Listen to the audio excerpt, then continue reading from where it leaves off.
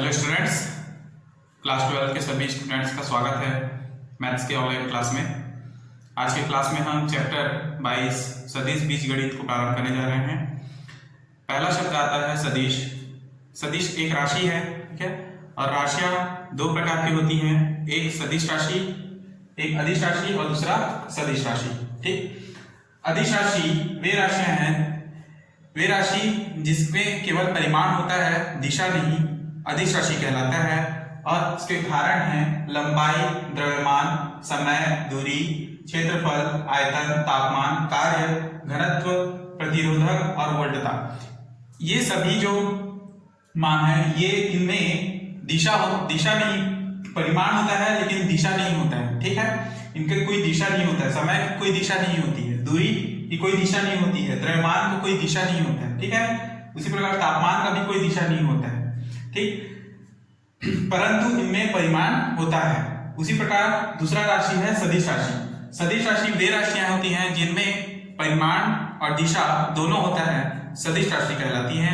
इसको हम लोग वेक्टर, इंग्लिश में वेक्टर कहते हैं, और ये अदिश राशि को स्केलर कहा जाता है। ठीक है, तो उदाहरण इसको देखेंगे कि उदाहरण में वेग, बल, त्वरण, संवेग, विस्थापन, विद्युत क्षेत्र की तीव्रता, ये सभी एक ऐसे मान हैं जिनमें परिमाण और दिशा दोनों होता है। ठीक है, वेग की भी दिशा होती है, जिस दिशा में आप चलते हैं वह वेग की दिशा है। ठीक है, बल, किसी वस्तु को आप अपने बल से खसकाते हैं या खिसकाते हैं, ठीक है, तो वह बल की दिशा होगी। ठीक है, उसी प्रकार से त्वरण, संवेग और विस्थापन में भी दिशा होती है। विस्थापन अर्थात जब आप किसी वस्तु को एक स्थान से दूसरे स्थान पर रखते हैं उठाकर, ठीक है, तो वस्तु जिस दिशा में विस्थापित होता है वही उसकी दिशा है। ठीक, तो नेक्स्ट अगला पॉइंट समझेंगे।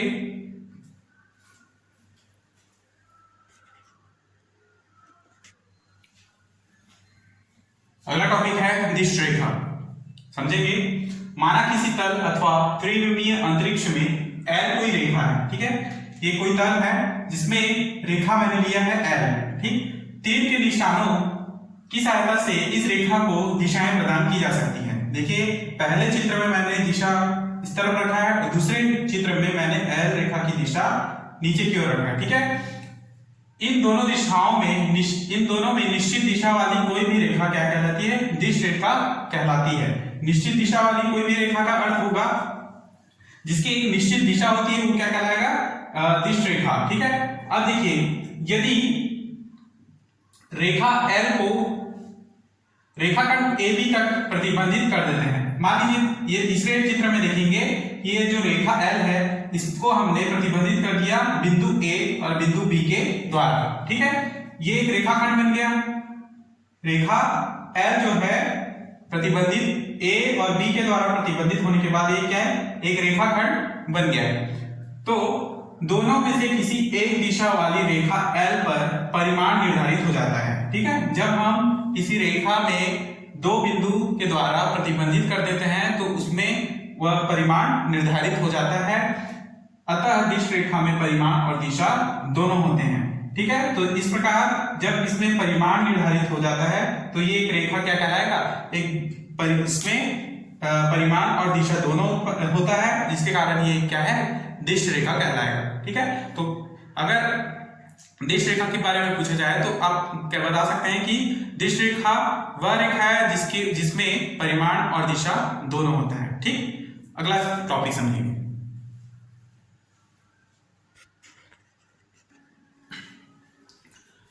नेक्स्ट टॉपिक है सदिशों के प्रकार। ठीक है, पहला प्रकार है शून्य सदिश। शून्य सदिश वह सदिश जिसमें प्रारंभिक बिंदु व अंतिम बिंदु संपाती होते हैं, शून्य सदिश कहलाते हैं। ठीक है, इसको O से डिनोट करते हैं।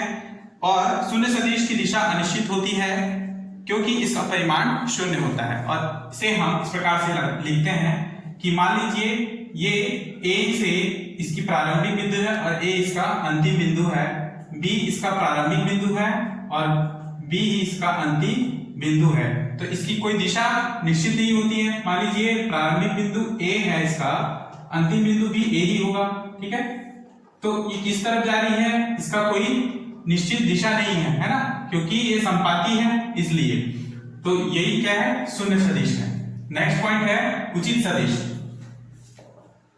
सदिश वह सदिश जिसका मापांक शून्य न हो उचित सदिश कहलाता है। सदिश ए उचित सदिश कहलाता है यदि mod of A not equal to 0। ठीक है, तो सदिश ए एक उचित सदिश कहलाता है जब mod of A not equal to 0 हो। ठीक है, मैंने बताया कि वह सदिश जिसका मापांक शून्य न हो। ठीक है, यही सदिश का मापांक है जिसको मॉड ऑफ वेक्टर ए बराबर 0 के बराबर नॉट इक्वल टू 0 के बराबर लेंगे। ठीक है, तो वह सदिश जिसका मापांक शून्य न हो उचित सदिश कहलाता है जहां ए एक उचित सदिश है।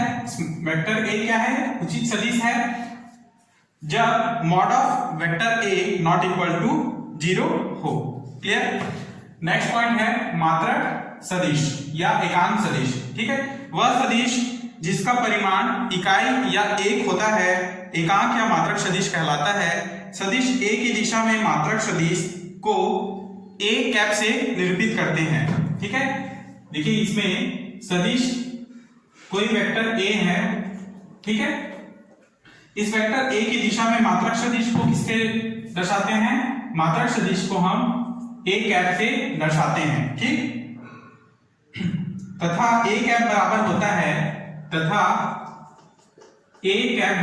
है vector A upon mod of vector ए।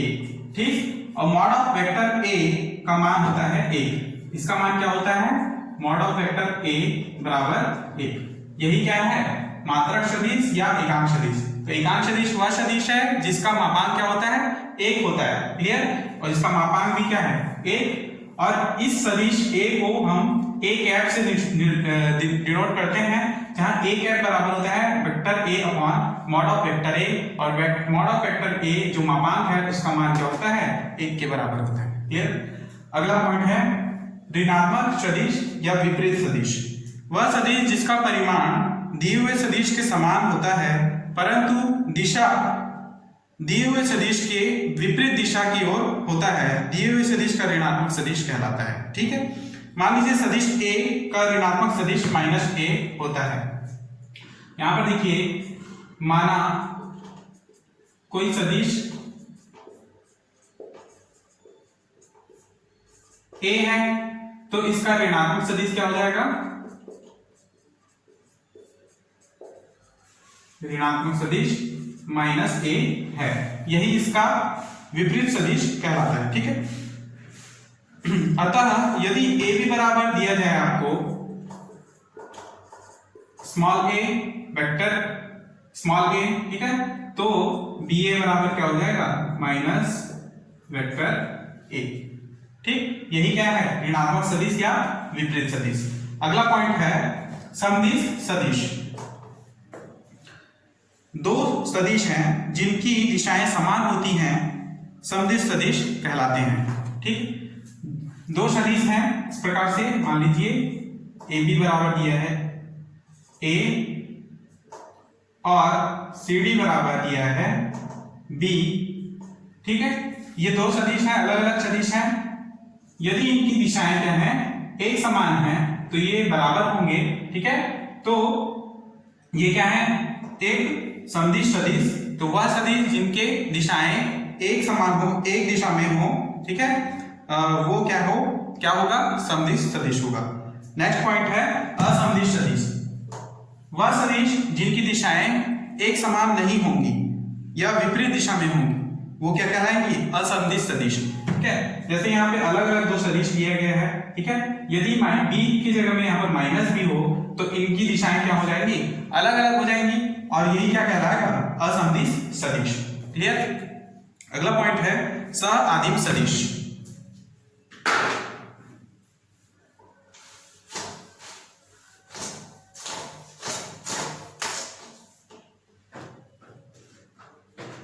सआदिम सदिश में डायग्राम है इस प्रकार से, इसको O और इसको A, इसको B नाम देंगे। ठीक है, तो दो या दो से अधिक सदिश जिनका एक ही प्रारंभिक बिंदु हो वह सआदिम सदिश कहलाता है। जहां ओ ए और ओ बी सह आदिम सदिश है।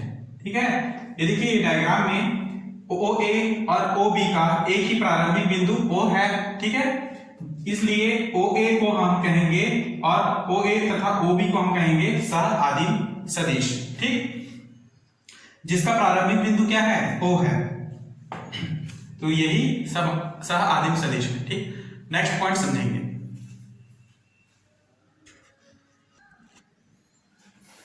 नेक्स्ट पॉइंट है संरेख सदिश। संरेख सदिश क्या होता है समझेंगे। दो या दो से अधिक सदिश यदि एक ही रेखा के समांतर हो तो वह संरेख सदिश कहलाता है। ठीक है, एक ही रेखा के समांतर हो मतलब कि देखिए एक ही रेखा के समांतर जो है दो या दो से अधिक सदिश यहां पर दिखाई देंगे। पहला बिंदु है ना, और दूसरा बिंदु, तीसरा बिंदु। ठीक है, तो ये मान लीजिए ये एक सदिश, ये एक रेखा, ठीक है, ये दूसरा रेखा है, तो ये एक ही रेखा की क्या है, समांतर है। ठीक, तो ये क्या हो जाएंगे, संरेख सदिश। मतलब इनके जो बिंदुएं हैं एक ही रेखा पर स्थित है, इस कारण ये क्या कहलाएंगे, संरेख सदिश कहलाएंगे। ठीक, नेक्स्ट समतलीय सदिश। तीन या तीन से अधिक सदिश एक ही समतल में स्थित होते हैं। ठीक है, यहाँ पर देखिए एक तल है ना, जिसमें तीन सदिश है या तीन से अधिक भी हो सकता है। तीन सदिश ए, बी और सी हैं। ठीक है, जब एक ही समतल में स्थित होते हैं या एक ही समतल के समांतर किसी समतल में स्थित होते हैं तो वे क्या कहलाते हैं, समतलीय सदिश कहलाते हैं। ठीक, नेक्स्ट पॉइंट है व्युत्क्रम सदिश। सदिश वह सदिश जिसकी दिशा दिए हुए सदिश के दिशा के अनुदिश ही होती है। दिशा क्या होती है, इसका समान होता है ना। वह सदिश जिसकी दिशा दिए हुए सदिश की दिशा के अनुदिश ही होती है, परंतु मापांक दिए हुए सदिश के मापांक का व्युत्क्रम होता है। मान लीजिए सदिश ए है, तो सदिश ए का व्युत्क्रम सदिश क्या हो जाएगा, सदिश ए इनवर्स होता है। ठीक है, तब मॉड ऑफ सदिश ए बराबर होगा ए और मॉड ऑफ ए इनवर्स सदिश बराबर होता है 1/a। इसको आपको ध्यान में रखना है। ठीक, अगला है स्थानीयकृत सदिश। स्थानीयकृत सदिश वह सदिश होता है जिसका प्रारंभिक बिंदु निश्चित होता है। ठीक है, तो ये एक सदिश है स्मॉल ए। ठीक है, इसका प्रारंभिक बिंदु ए है ना, तो ये एक दिशा प्रारंभिक बिंदु निश्चित होता है, इसलिए क्या है, स्थानीयकृत सदिश है। ठीक है, अगला है स्वतंत्र सदिश। स्वतंत्र सदिश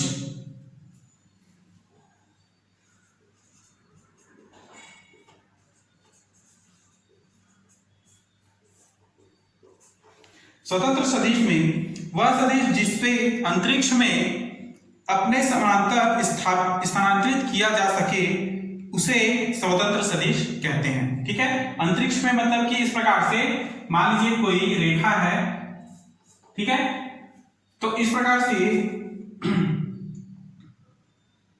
इसके समांतर कोई दूसरा एक रेखा है ना, मान लीजिए कोई सदिश ए है और ये सदिश बी है, तो इस प्रकार से जब समानांतर स्थापित किया जाए, स्थानांतरित कर दिया जाए इसे, तो ये क्या कहलाएगा, स्वतंत्र सदिश कहलाता है। नेक्स्ट पॉइंट है समान सदिश। वे सदिश यदि किन्हीं दो राशियों के परिमाण और दिशाएं समान हों तो वो क्या कहलाते हैं, समान सदिश कहलाते हैं। दो राशि कौन कौन से मान लीजिए, ठीक है, कोई सदिश है ए और बी, यदि उनकी दिशाएं और परिमाण दोनों समान होती हैं तो क्या कहेंगी, सदिश समान सदिश कहलाते हैं। ठीक, तो इन परिभाषाओं के आधार पर क्वेश्चन को हल किया जा सकता है। ठीक है, इसलिए ये इंपॉर्टेंट परिभाषाएं हैं, इनको आपको लिखना है। नेक्स्ट टॉपिक समझेंगे।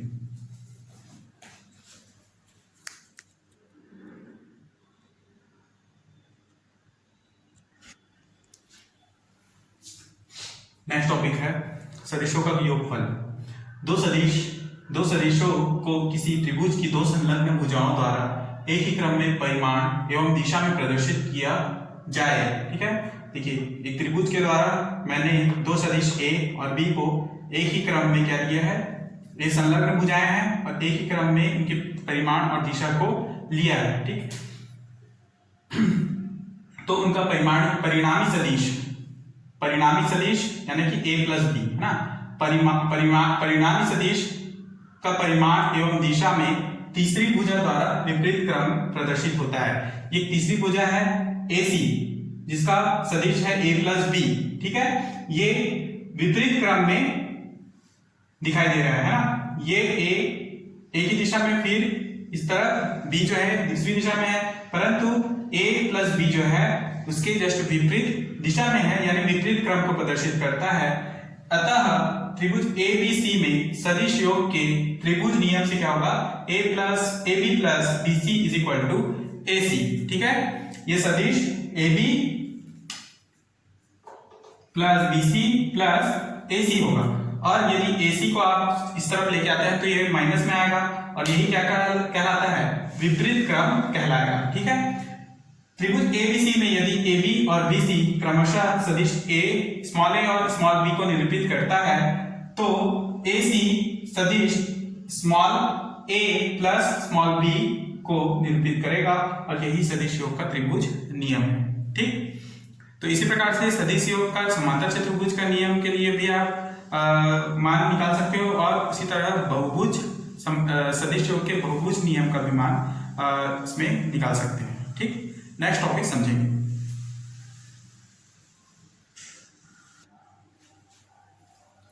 पहला टॉपिक है सदिश योगफल के गुणधर्म। ठीक, सदिश योगफल के गुणधर्म, इन गुणधर्मों के बारे में हमने पहले भी पढ़ा है कि ये अलग अलग टॉपिक में अलग अलग प्रकार से लिया जाता है। जैसे कि इसमें क्रम विनिमय नियम यहाँ पर भी है, जिसको हम सदिशों के आधार पर लिखे हैं। ठीक है, तो दो सदिश A और B के लिए क्रम विनिमय का नियम क्या हो जाएगा, सदिश A प्लस सदिश B बराबर सदिश B प्लस सदिश A। ठीक है, नेक्स्ट सहचर्य नियम। तो सहचर्य नियम में हम तीन सदिशों को लेंगे, तीन सदिश A, B और C के लिए नियम हो जाएगा सहचर्य का A प्लस बी ब्रैकेट में A plus B plus C is equal to A plus bracket में B plus C। Clear. Next है योगात्मक तत्समक के लिए सदिश।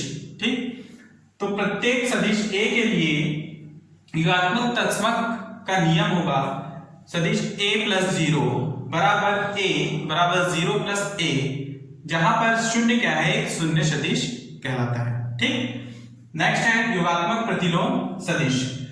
प्रत्येक सदिश A के लिए सदिश माइनस A का अस्तित्व है कि A प्लस ब्रैकेट में माइनस A बराबर 0 होता है, बराबर minus A plus vector A।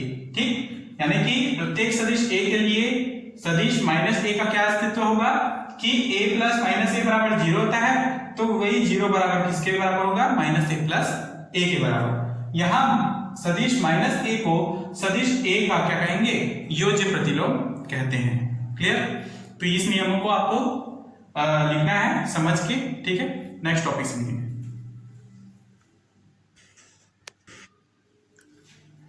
Next topic है सदिशों का अंतर। ठीक है, तो समझेंगे कि माना A और B दो राशियां हैं। ठीक है, तो सदिश B और सदिश B का सदिश A से अंतर सदिश A और सदिश B सदिश A और सदिश माइनस B का योगफल होता है। कैसे, सदिश A माइनस सदिश B का अंतर किसके बराबर होता है, सदिश A प्लस माइनस B के बराबर होता है। यही इसी बात को कहा जा रहा है। ठीक, तो देखेंगे अर्थात सदिश A माइनस सदिश B बराबर सदिश A प्लस माइनस B। अतः सदिश B को सदिश A से घटाने के लिए सदिश B की दिशा विपरीत करके, है ना, सदिश B को सदिश A से घटाने के लिए क्या करेंगे, सदिश B की दिशा को विपरीत करके सदिश A में जोड़ते हैं। ठीक है, ये देखिए ये सदिश B है, इसकी दिशा को हम विपरीत करते हैं तो ये माइनस B हो जाता है, और इस माइनस B को हम जब सदिश A के साथ जोड़ते हैं तो ये क्या हो जाएगा, A प्लस माइनस B, और इस प्रकार से ये क्या हो जाएगा, A माइनस B के बराबर हो जाएगा। ठीक है, तो यही क्या कहलाएगा, सदिशों का अंतर। और इससे आधारित यदि क्वेश्चन आए तो इसके लिए हम इस सूत्र का प्रयोग करेंगे, जिसमें A माइनस B बराबर क्या है, A प्लस माइनस B। ठीक, नेक्स्ट टॉपिक समझेंगे।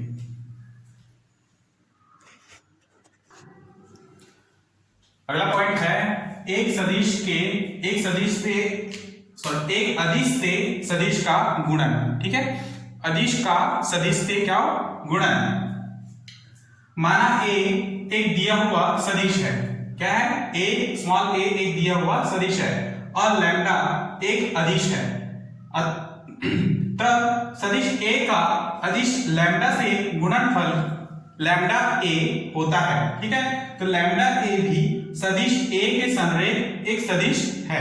लैम्डा ए भी क्या है, सदिश ए के संरेख एक सदिश ही कहलाएगा। लैम्डा ए की दिशा सदिश ए के समान ही होती है।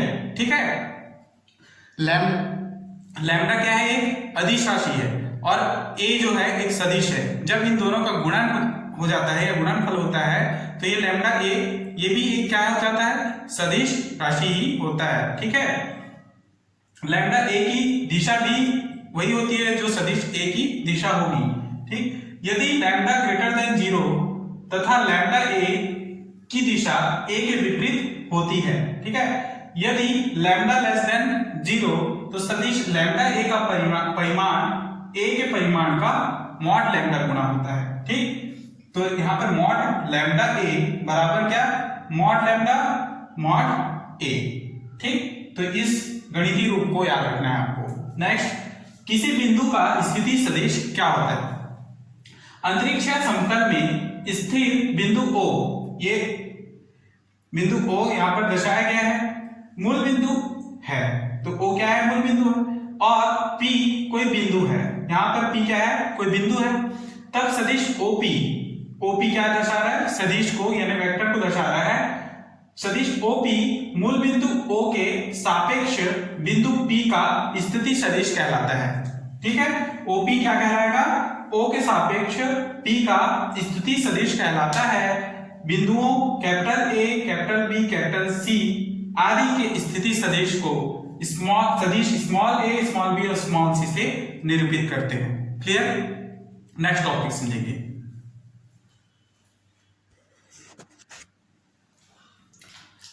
नेक्स्ट टॉपिक है सदिशों को उनके सिरों के स्थिति सदिशों के रूप में प्रदर्शित करना। ठीक है, स्थिति सदिश के रूप में कैसे प्रदर्शित किया जाएगा इसको आपको समझना है, पिछले टॉपिक से रिलेटेड है। ठीक है, यानी स्थिति सदिश से संबंधित। देखिए कि माना ए बी दिया हुआ सदिश है, तो माना मूल बिंदु O के सापेक्ष बिंदुओं A और B के स्थिति सदिश कौन कौन से हैं, क्रमशः कैपिटल A का स्थिति सदिश है स्मॉल a और कैपिटल B का स्थिति सदिश है स्मॉल b।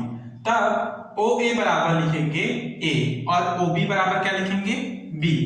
OA बराबर A का अर्थ क्या हुआ कि OA मूल बिंदु O के सापेक्ष है ना, OA मूल बिंदु O के सापेक्ष क्या है, एक स्थिति सदिश है। OA मूल बिंदु O के सापेक्ष बिंदु A का एक स्थिति सदिश है। ठीक है, जहां OA बराबर क्या है, स्मॉल a। उसी प्रकार OB जो है मूल बिंदु O के सापेक्ष बिंदु B का एक स्थिति सदिश है, जहां OB बराबर क्या है, B है। ठीक, एक डायग्राम से दर्शा सकते हैं इसको। एक त्रिभुज लिया है मैंने जिसमें ये मूल बिंदु O है, बिंदु A और ये बिंदु B लिया गया है। ठीक है, जहां पर मूल बिंदु OA का स्थिति सदिश क्या है, स्मॉल a और AB का स्थिति सदिश है, इसका स्थिति सदिश नहीं है, OB का स्थिति सदिश दिया है स्मॉल b। ठीक है, तो इस सदिश योग के त्रिभुज नियम के अनुसार क्या हो जाएगा, मैंने आपको बताया था कि OA प्लस AB। ठीक है, यहां पे देखिए ये OA और AB का एक ही क्रम है। ठीक है, क्रम एक ही है, परंतु OB का क्रम विपरीत दिशा में है, यानी विपरीत क्रम है, इसलिए OA प्लस AB बराबर हमने लिखा है OB। ठीक है, यहां से हम यदि OA को पक्षांतर करें तो AB बराबर OB माइनस OA, जहां पर OB का अर्थ क्या हुआ, मूल बिंदु O के सापेक्ष B का स्थिति सदिश OB है ना, वैसे ही माइनस मूल बिंदु O के सापेक्ष A का स्थिति सदिश क्या है, OA। ठीक है, तो OB किसके बराबर है, OB बराबर है स्मॉल b है ना, ये B का स्थिति सदिश, OB को हम लोग लिखते हैं B का स्थिति सदिश माइनस OA को लिखते हैं हम लोग A का स्थिति सदिश। ठीक है, यहाँ पर B का स्थिति सदिश है small b minus capital A का स्थिति सदिश है स्मॉल ए, अर्थात ए बी बराबर सूत्र होगा बी माइनस ए। ठीक, तो इसी को आपको याद रखना है। नेक्स्ट टॉपिक समझेंगे।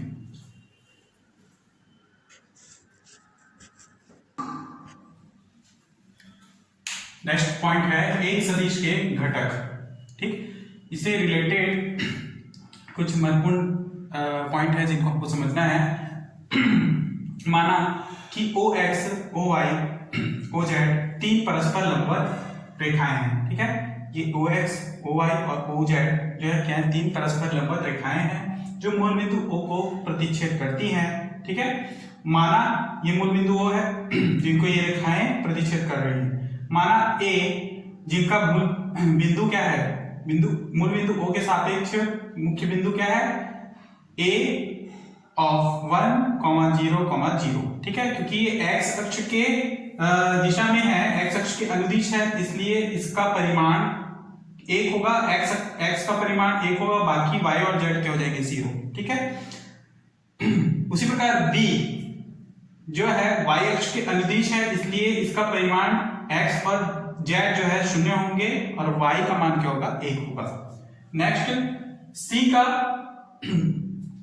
जो बिंदु है 0, 0, 1 जिसमें x और y चूंकि z अक्ष के अनुदिश है, x और y का मान 0 होगा और z का मान क्या होगा, 1। ठीक है, अतः क्रमशः x अक्ष, y अक्ष और z अक्ष पर बिंदु हैं, तो OA बराबर 1, OB बराबर 1 और OC बराबर क्या होगा, 1। तो सदिश OA, OB, OC के प्रत्येक का परिमाण 1 है, क्रमशः OX, OY, OZ अक्ष के अनुदिश। ठीक है, मात्रक सदिश कहलाते हैं। OX, OY, OZ अक्षों के अनुदिश मात्रक सदिश को हम IJK से निरूपित करते हैं। ठीक है, देखिए OX को मैंने I से, OY को मैंने Z से, J से और OZ को K से डिनोट किया गया है। ठीक, इसके आगे का समझेंगे।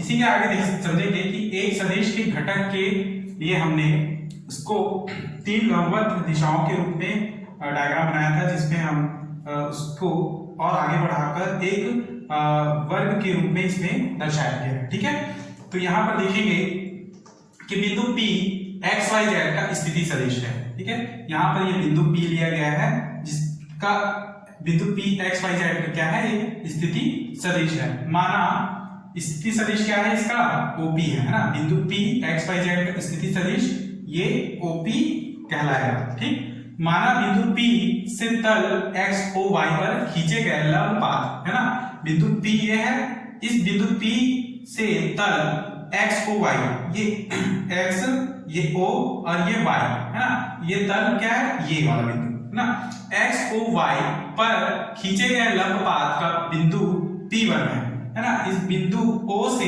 एक लंब पात खींचा गया है, इसको बिंदु P1 दिया गया है।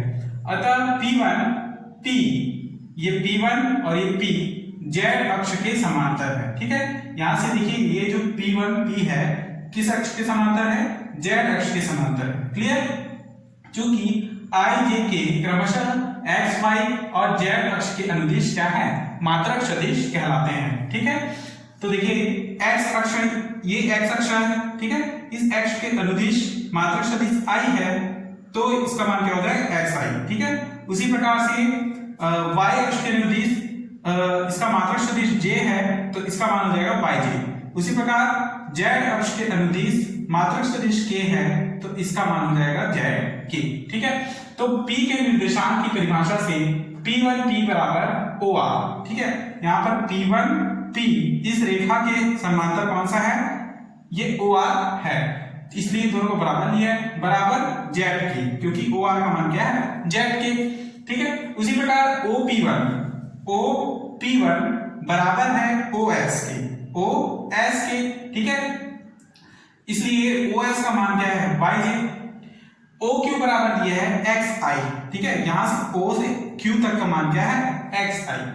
OP1 बराबर OQ प्लस QP1। OP1 बराबर क्या लिया गया है, OQ। ठीक है, O Q plus Q P one. ये एक समकोण त्रिभुज है, इसलिए इस प्रकार से लिया गया है। इस ओ पी वन क्या है, कर्ण है, ये ओ क्यू क्या है, एक लंब है, और ये क्या है, एक आधार है। इस प्रकार से लिया गया है। ठीक है, तो ओ क्यू का मान है एक्स आई, ओ क्यू पी वन का मान है वाई जे। ठीक, तो क्यू पी वन का मान क्या हो जाएगा, वाई जे। वाई जे क्यों, क्योंकि ओ एस के समांतर है क्यू पी वन, इसलिए ये भी वाई जे ही होगा।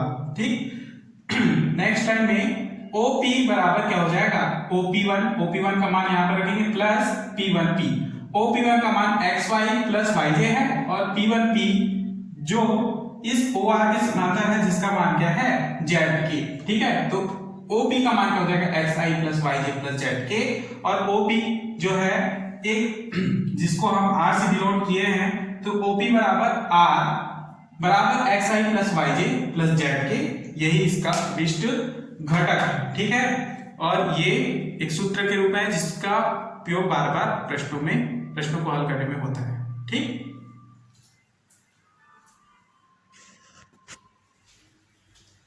तो आज की क्लास में हम यही तक समझेंगे। नेक्स्ट क्लास में इसके आगे के प्रश्नों को हल करेंगे। तब तक के लिए धन्यवाद।